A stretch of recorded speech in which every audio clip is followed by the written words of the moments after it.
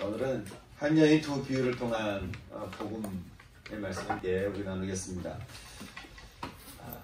사도 바울과 함께 열방을 다니면서 복음을 전했던 의사 출신 누가가 있습니다. 이 누가가 바울을 비롯해서 예수님의 부활을 경험했던 사람들이 이제 하나둘씩 이렇게 주님 품으로 가게 되니까 한 가지를 좀 생각을 하게 됐습니다. 바로 교회에 남겨진 사람들에게 자기가 보고 들은 것을 전하는 것이었습니다. 그렇게 쓴 편지 묶음의 일부가 오늘 우리가 읽었던 누가복음이고 그 편지 묶음의 2부가 사도행전인 것이죠. 누가는 누가복음과 제자들의 복음행전에서 예수님이 전하셨고 또 바울도 전했으며 또 누가가 알리고 싶었던 글을 그 사도행전 서두와 말미에 이렇게 기록하고 있는데요. 우리 사도행전 1장 3절 말씀을 통해서 그 서두의 말씀을 이렇게 찾아보도록 하겠습니다. 1장 3절 말씀입니다. 사도행전 1장 3절입니다.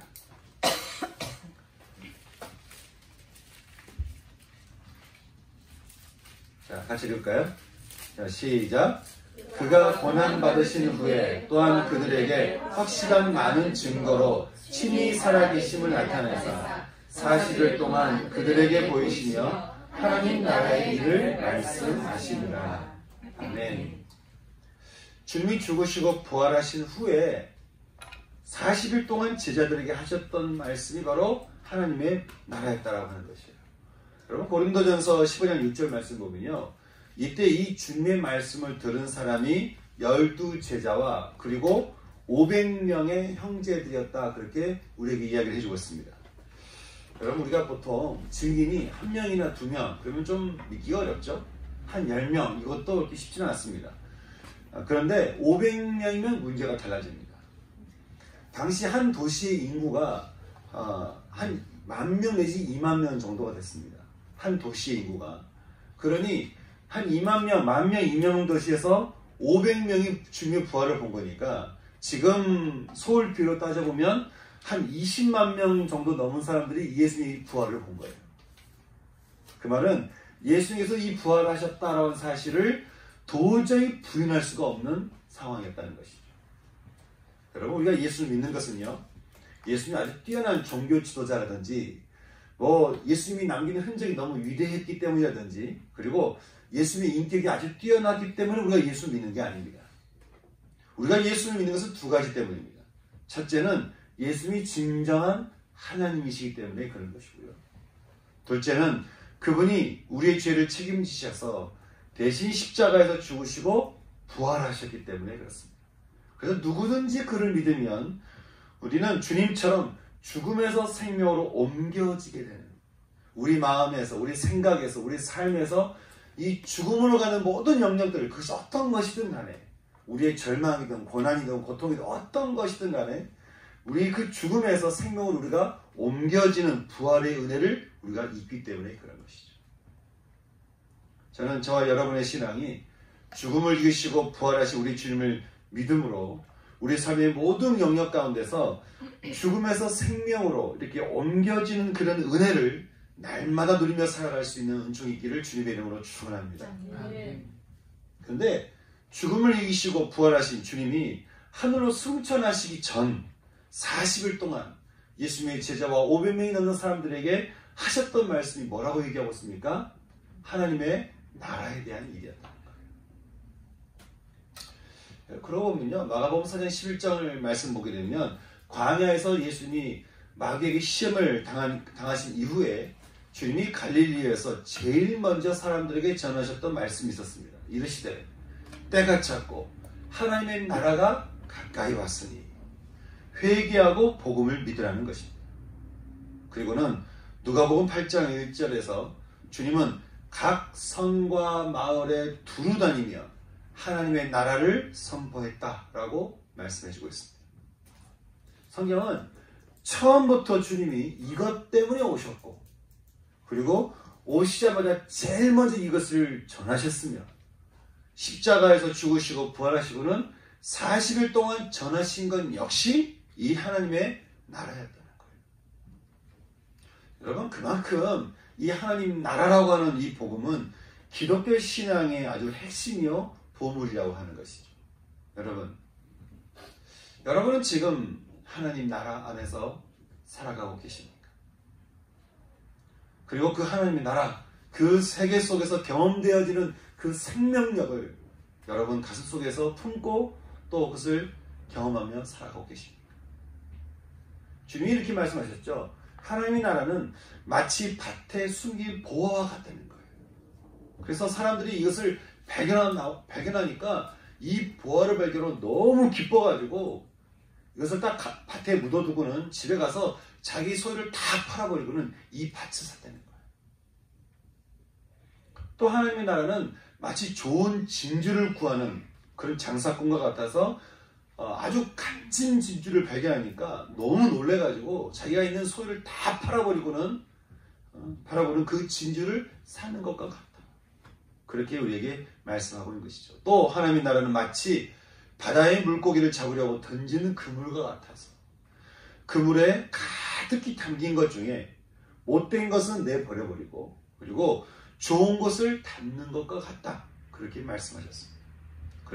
그러시면서 주님은 세상의 끝날이 오면, 세상의 마지막 날이 오면, 그 말은 세상의 마지막이 온다는 것이죠.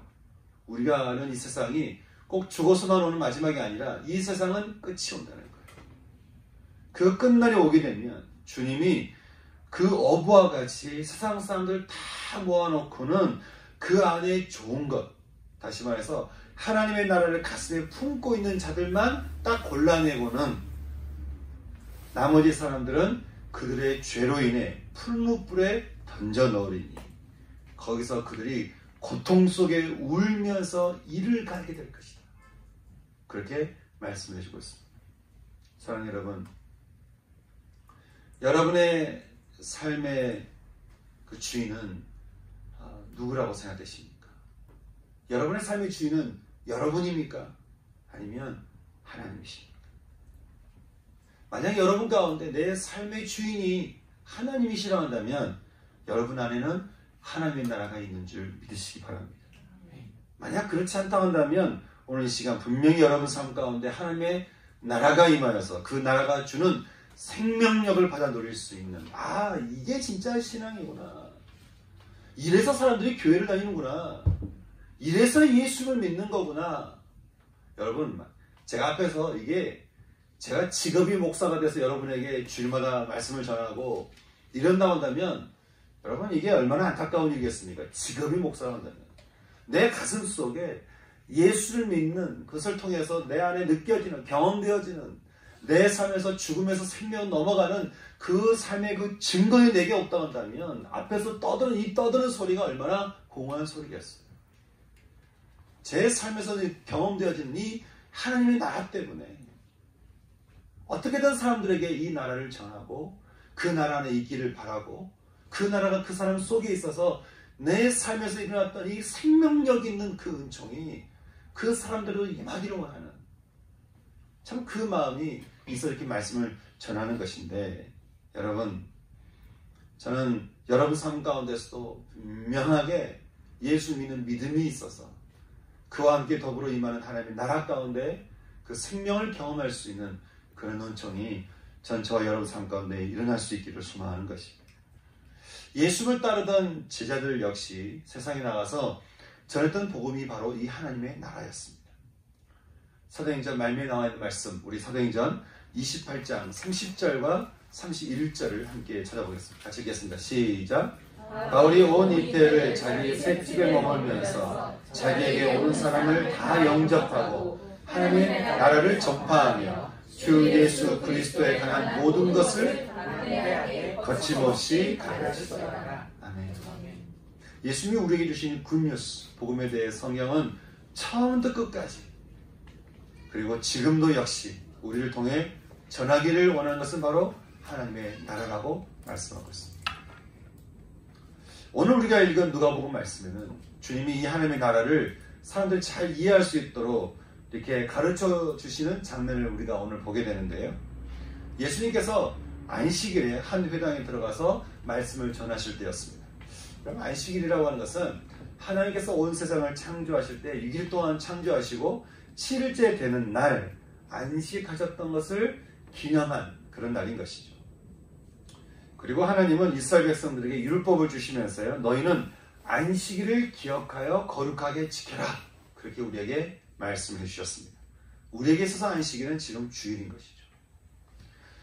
주님은 안식일에 대해서요, 너희가 안식일을 지켰으면 좋겠다, 안식일에 모여서 말씀을 들었으면 좋겠다, 예배 드렸으면 좋겠다 라고 하는 것을 우리에게 뭔가 이렇게 권유하거나 우리에게 뭔가 이렇게 부탁하거나 우리에게 어떤 의견을 묻지 않으셨습니다.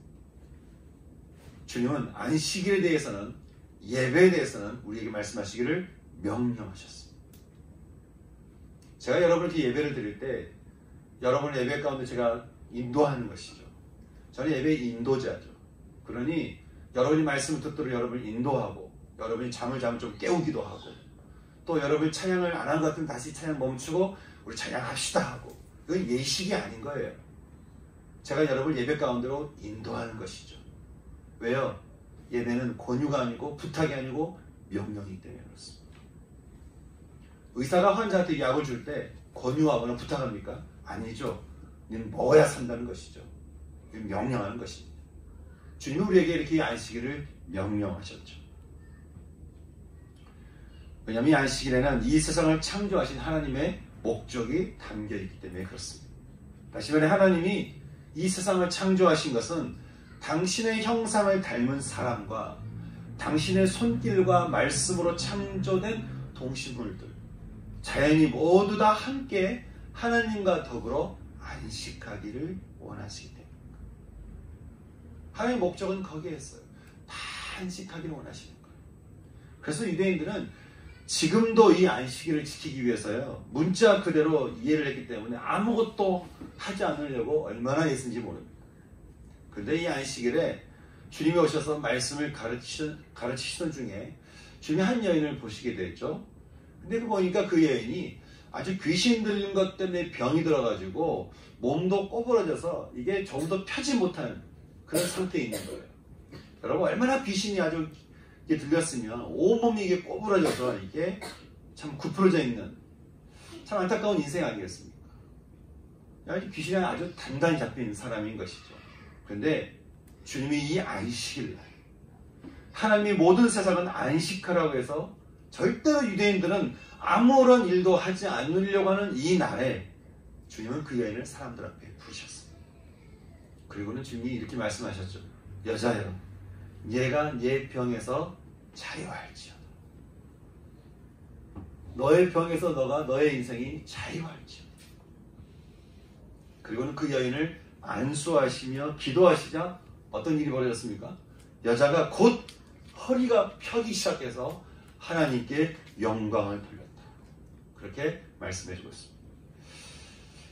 이 장면을 보고 있던 그 회당의 장, 다시 말해서 유대인들이 모여서 율법을 공부했던 그 회당의 그 장이 마음이 불편한 거예요.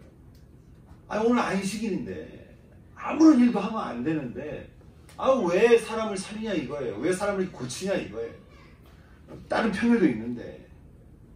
그래서 예수님께 가서 말하기를 이런 일은 앞으로 안식일 하지 말고 다른 평일에 하라는 거예요.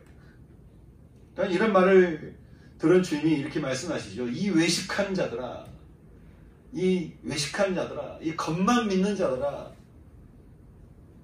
안식에 대해서 말하기를 너희는 안식일에 소나 나귀를 끌어다가 물을 먹이지 않냐.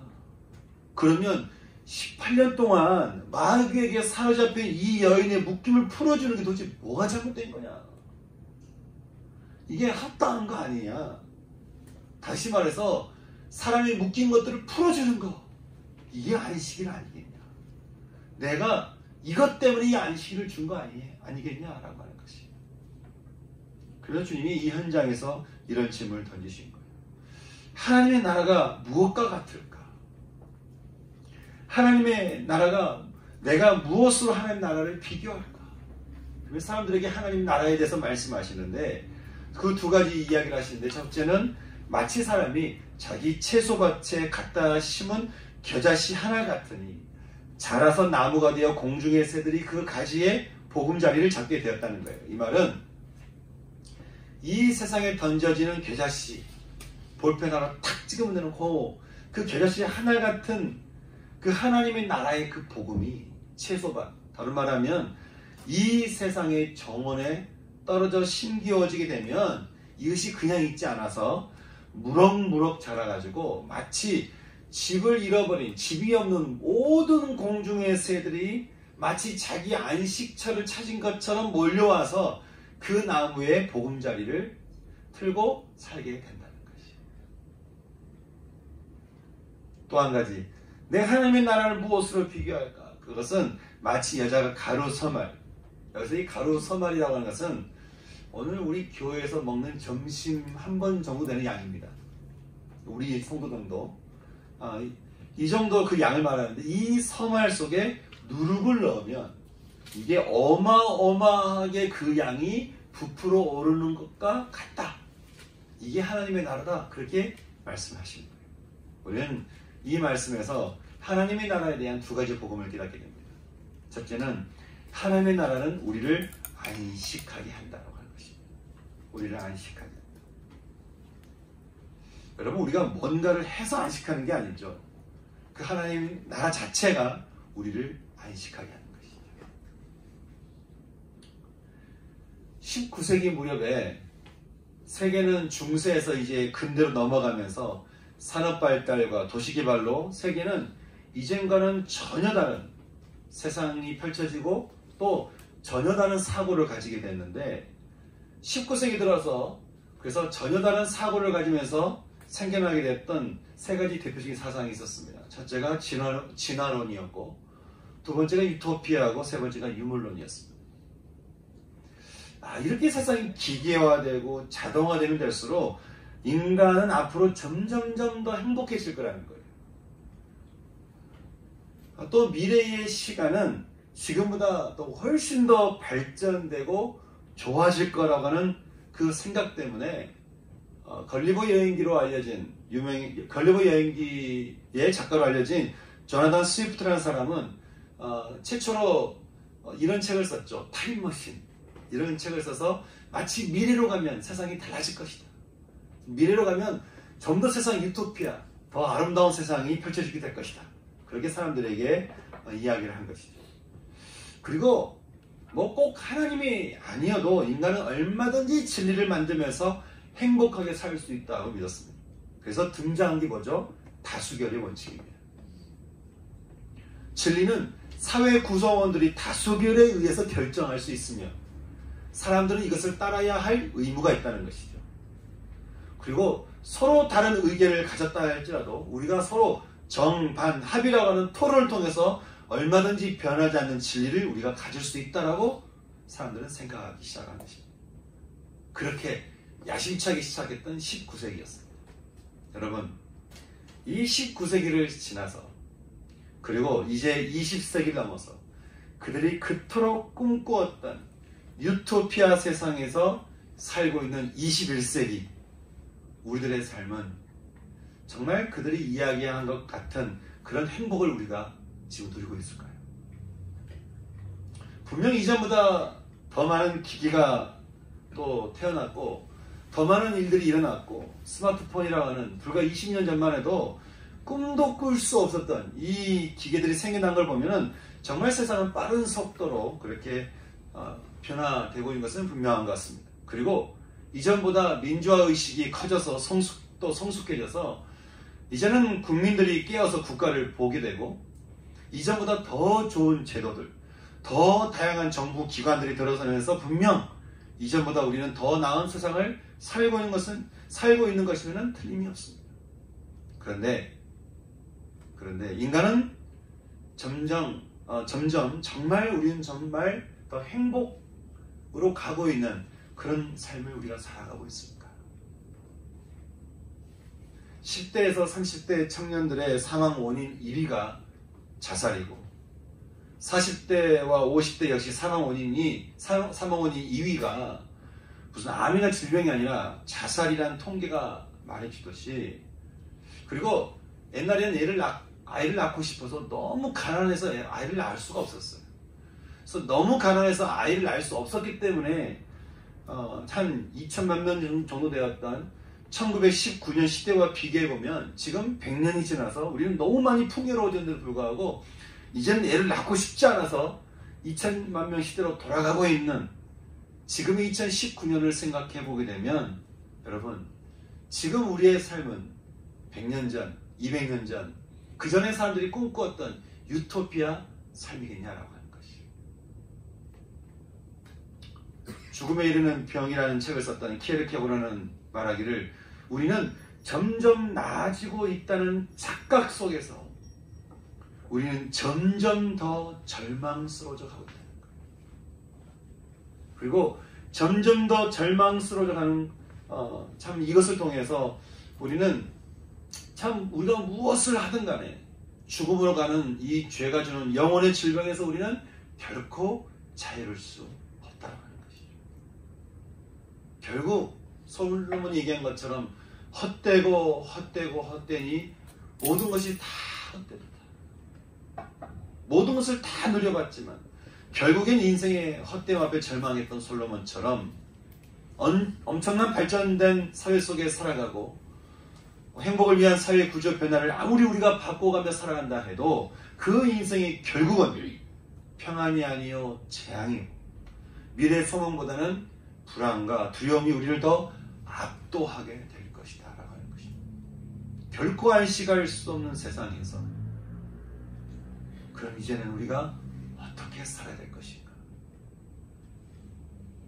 세상을 아무리 바꿔도 아무리 좋은 기계와 아무리 좋은 물품과 제품과 아무리 좋은 집과 아무리 좋은 것들 아무리 좋은 지도자와 좋은 학식과 지식과 아무리 좋은 것들을 펼쳐내도 결국 해결할 수 없는 인생의 그 절망 앞에 우리는 어떻게 살 것인가? 주님은 말씀합니다. 내가 하나님의 나라를 어떻게 비교할까? 이 세상 밭에 하나님이 심겨놓은 겨자씨 한 알 같은, 세상 사람들 보기에는 예수 믿는 것이 참 별 볼일 없어 보이고 뭐 교회 다닌다고 뭐 별거 있나, 뭐 예수 믿는다고 해서 뭐 별거 있겠나, 예수 믿는다고 무슨 사람이 무슨 얼마나 변하겠나. 그래서 오늘 드린 찬양처럼 우리가 춤을 출 때 세상은 다 비었겠지만 우리에게 주어진 그 겨자씨만한 하나님 말씀이 우리 안에 믿음으로 들어오게 되면 이것은 거대한 나무가 되었어요. 우리로 하여금 깊이 안식하고 쉴 수 있게 해주는 보금자리가 된다고 하는 것이죠. 정말 우리의 마음을 쉬게 해주는, 정말 우리 영혼을 쉬게 해주는 우리의 삶의 안식처인 보금자리가 바로 하나님의 나라라고 하는 것이죠. 그러니 하나님의 나라를 품고 있는 그 사람이 진짜 안식하는 사람이요 또 평강 가운데 있는 사람이라고 하는 것입니다. 18년 동안 귀신에 잡혀서 허리 한 번 펴지 못한 채 살아갔던 그 여인 가운데 하나님의 나라가 임하자 여인은 안식을 누리게 되었습니다. 이것이 곧 하나님의 나라요, 그토록 인간들이 바라고 꿈꾸던 안식과 평안과 쉼이라고 하는 것입니다. 사랑하는 여러분,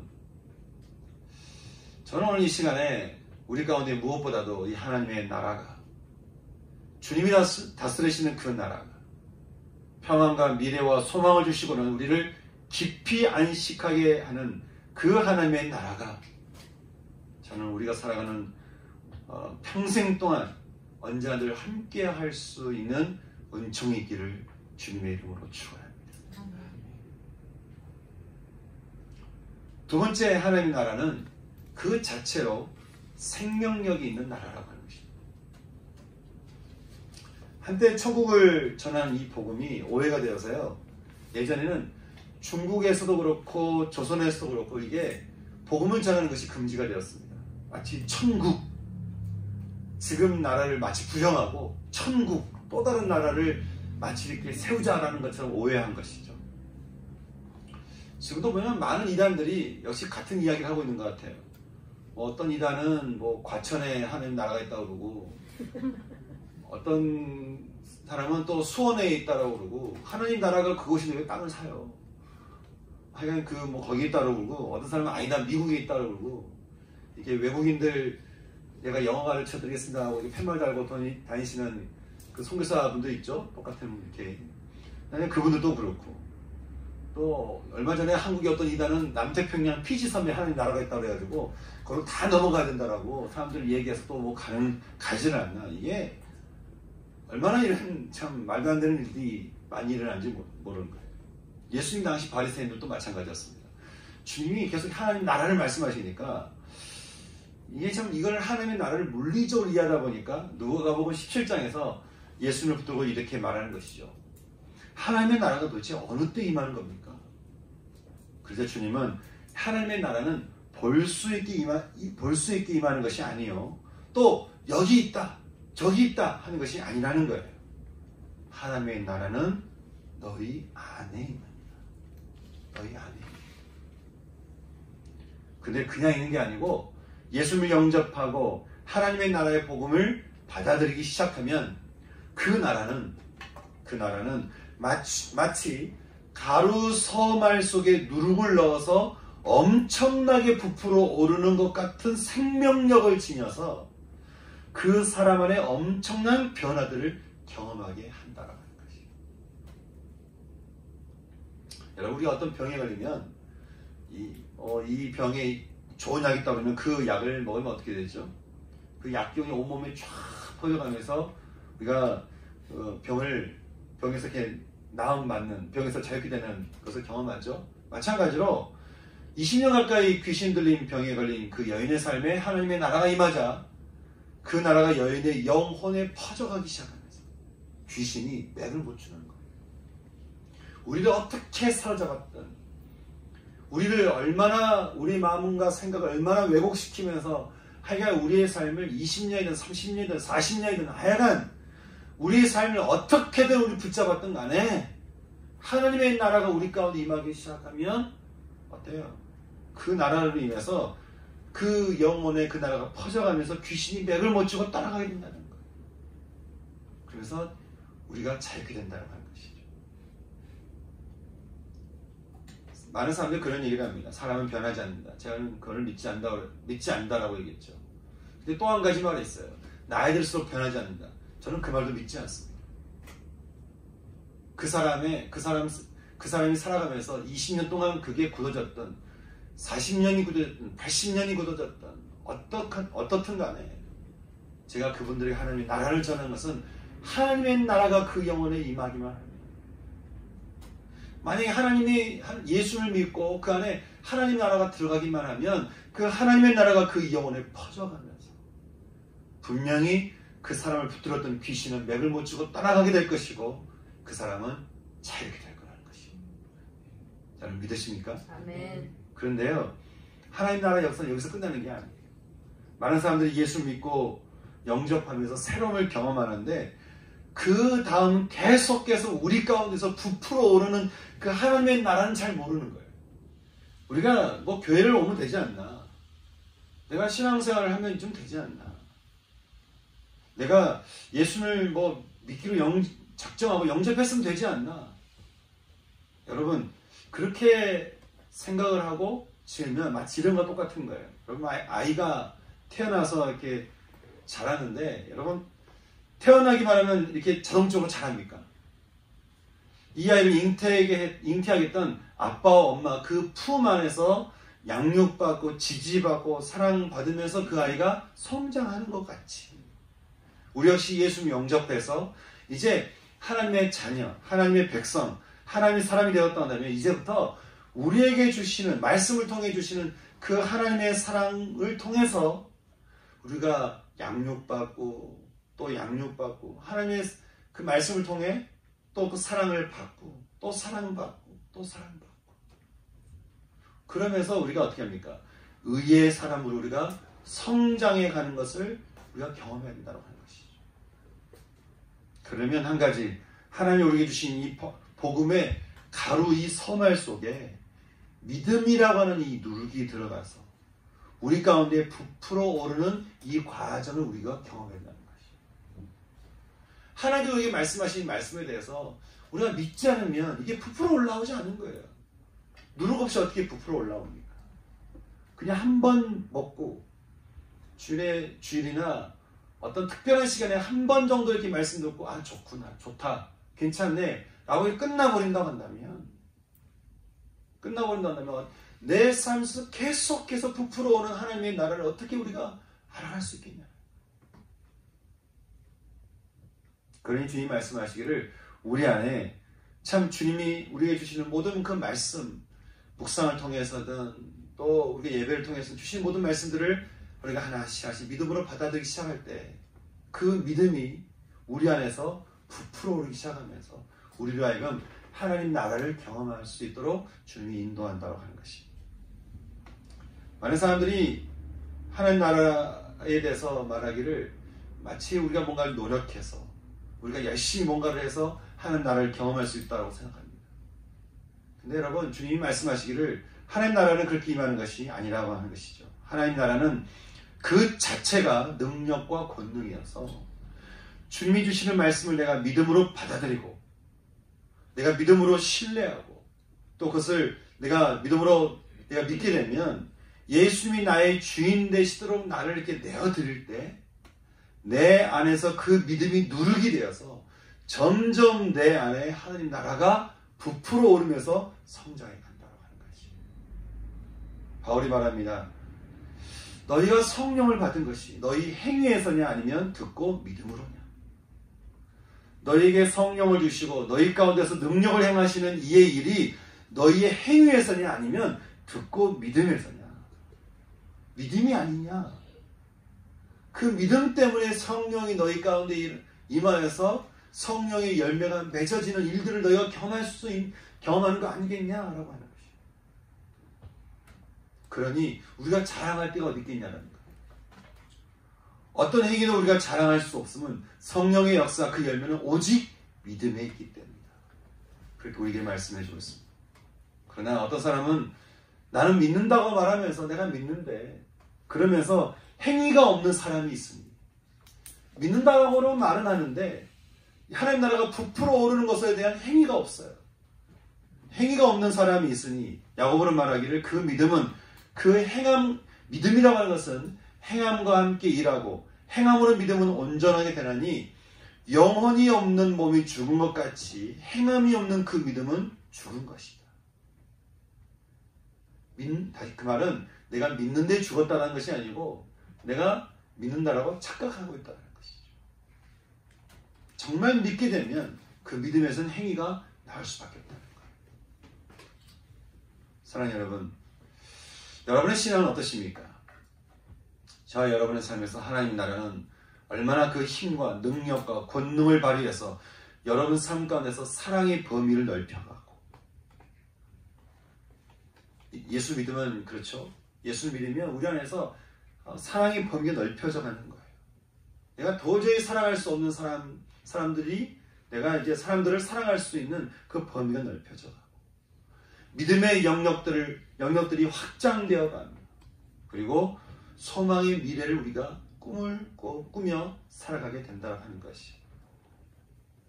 하나님 나라가 내 안에서 펼쳐지지 않는 주된 이유를 보면요. 언제나 답은 한 가지입니다. 내가 내 삶의 주인이기 때문에 그렇습니다. 예수 믿는다고 말을 해요. 그런데 그것은 내가 주인 되는 삶에서 믿는 예수예요. 내 인생의 주인은 나예요. 내가 주인 되면서 예수를 믿는다라고 얘기를 하는 것은 하나님의 나라가 어떤 것인가를 내가 잠깐 맛을 보겠지만 그 나라가 어떤 것인지를 내가 결국 경험할 수 없다는 얘기와 같은 얘기인 것입니다. 어떤 분은 말하기를 인간 안에 하나님이 없으면 하나님이 주인 되지 않으면 인간은 지나치게 스스로 강해진다.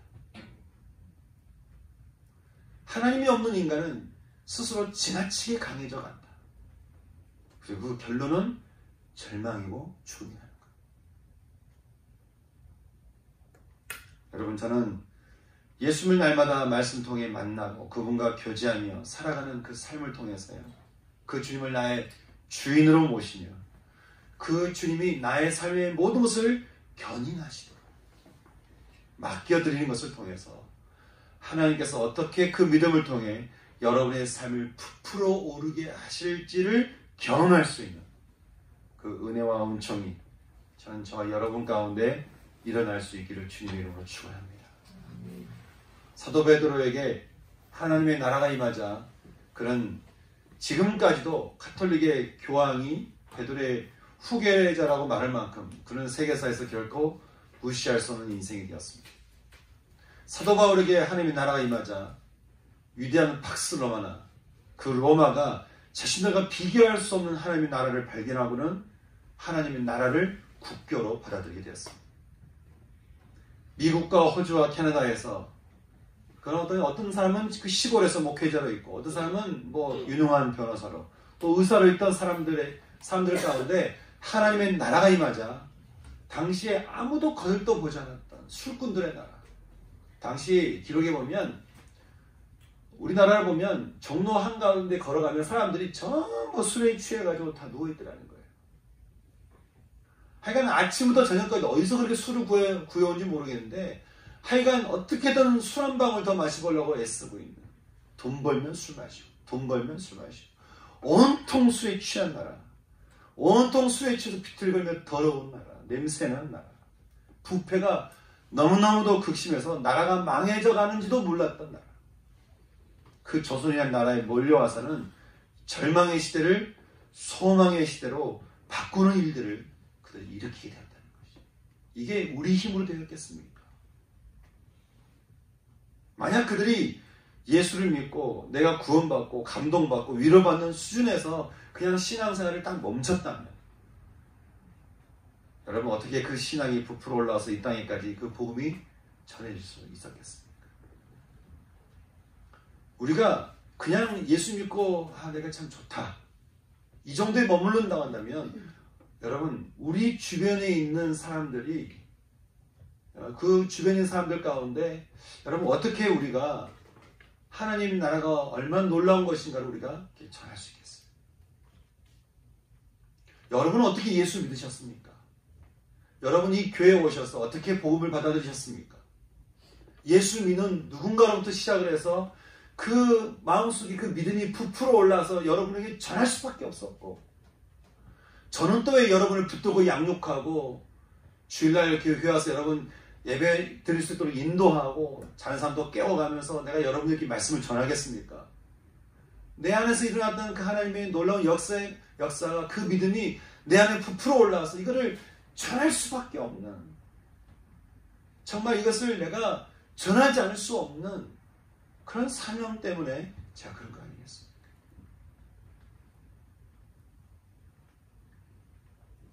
저는 정말 소망하는 것은 우리가 믿는 신앙이 단순히 예수 믿고 참 위로받고 힘나는 그 정도에서 그치는 것이 아니라 주님께서 성경 66권을 통해서 주시는 모든 말씀들을 하나하나 받아들이고 믿음으로 받아들이고 또 믿음으로 취하해서 우리 속에 임한 그 하나님의 나라가 점점 부풀어 올라서 점점 커져서 우리를 통해서 바울처럼 베드로처럼 예수님의 제자들처럼 온 열방을 깨우는 사람들로 인생을 살아갈 수 있는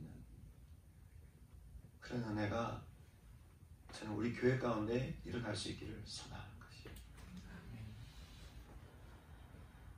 것이에요.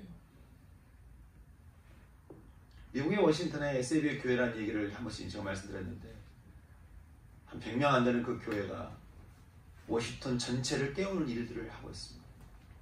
많은 사람들이 거기 와서 참 좋다.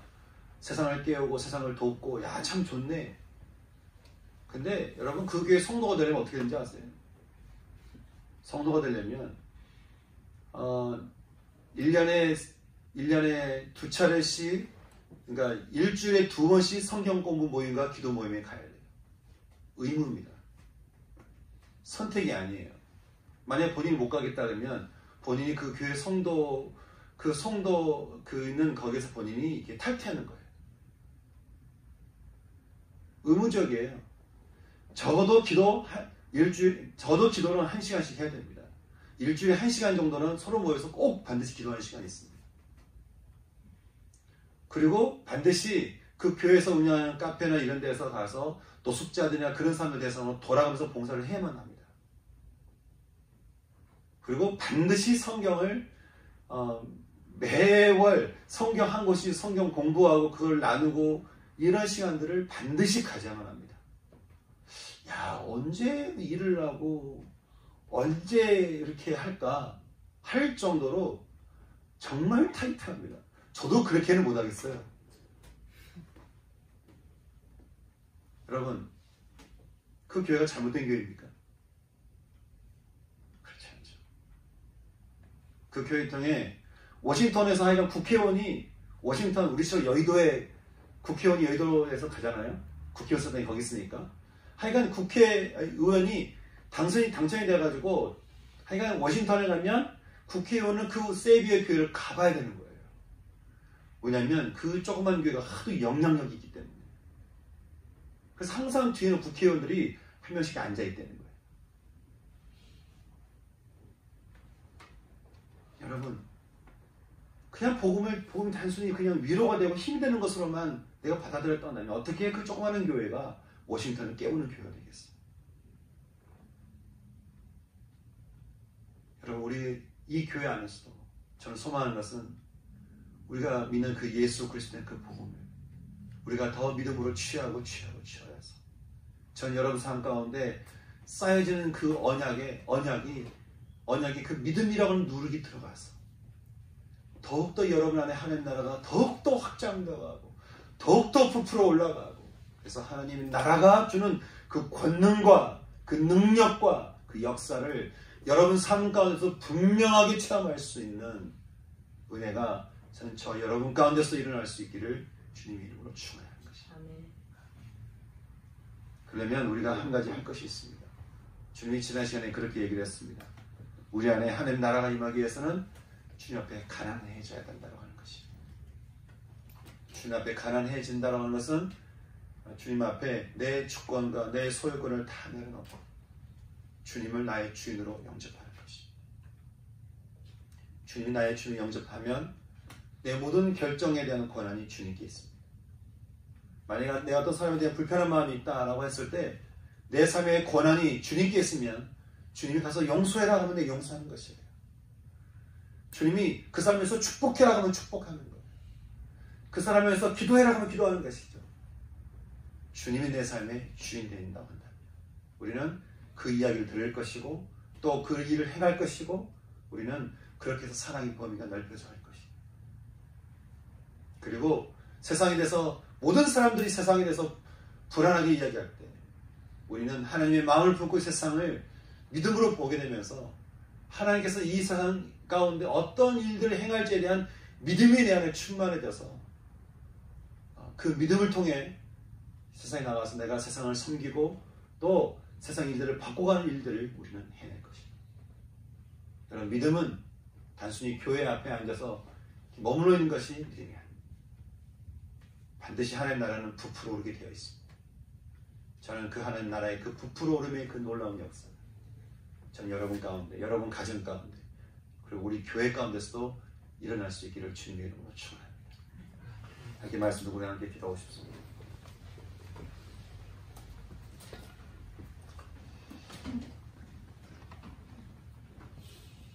우리가 두 가지 두고 함께 기도했으면 좋겠습니다. 하나님 주님 앞에 우리가 마음이 가난해지는 것입니다. 내 마음이 부해지고 내가 주인 되었다. 내 삶의 모든 태도와 교만함과 정욕됨을 주 앞에 내려놓고 우리 함께 기도하십시다. 주님, 하나님 나라가 내 안에 충만히 임하는 은총이 있게 하여 주시옵소서. 하나님, 제가 하나님의 나라가 임하기를 원합니다. 그리고 주님 주신 모든 말씀을 통해 내 안에서 그 나라가 부풀어 올라가며 내 삶 가운데 하나님께 놀랍게 역사하시는 것을 제가 경험하는 제가 삶을 살기를 원합니다. 함께 이 두 가지 기도 제목 가지고 기도할 수 있는 시간 됐으면 좋겠습니다. 우리 같이 기도할까요? 기도하겠습니다. 하나님 아버지, 우리 주 앞에 하나님